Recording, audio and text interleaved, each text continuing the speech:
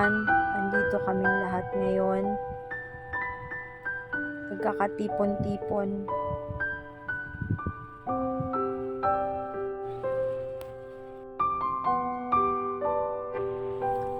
Hi Ann, salamat, paalam.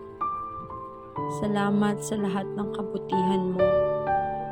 Alam ng marami kung gaano ka kabait na kaibigan, kasama sa trabaho, tita, ate, lola at kapatid.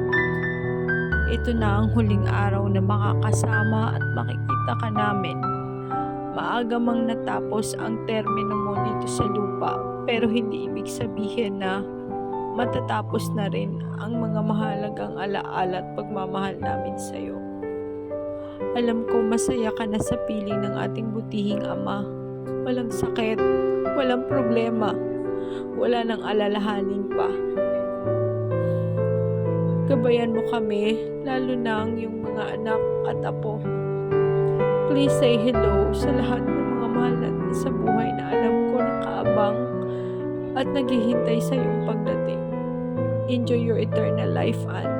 Alam namin na nasa piling ka na ng Panginoon dahil alam namin na buong puso mong isinuko ang iyong buhay sa Kanya nung ikaw ay nasa bingit na ng kamatayan. Salamat, O Lord, na binigyan ka niya ng pagkakataon upang makahingi ng tawad sa lahat ng mga kasalanang nagawa mo. Kaya alam namin na mapayapa ang iyong paglisan. We will surely miss you.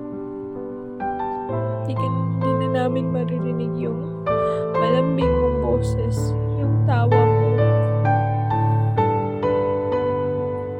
Hindi na namin maririnig yung tawag mo, lalo na kay Inday Nita, kay Mama, kay Bebang, kay Muning, kay Auntie Nelly, sa lahat ng mga taong lagi mong tinatawag. Mahal na mahal ka naming lahat. Alam mo yun. No more pain and no more tears. Hanggang sa muli, Andreng. Salamat at paalam.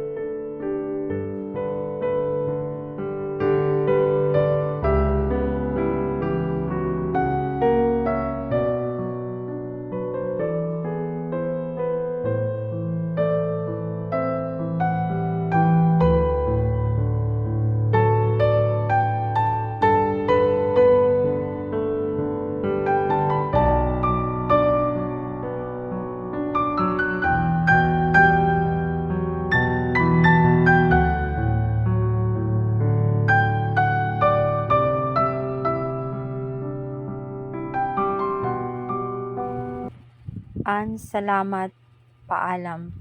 Salamat sa pagiging isang mabuti, malambing, maunawain,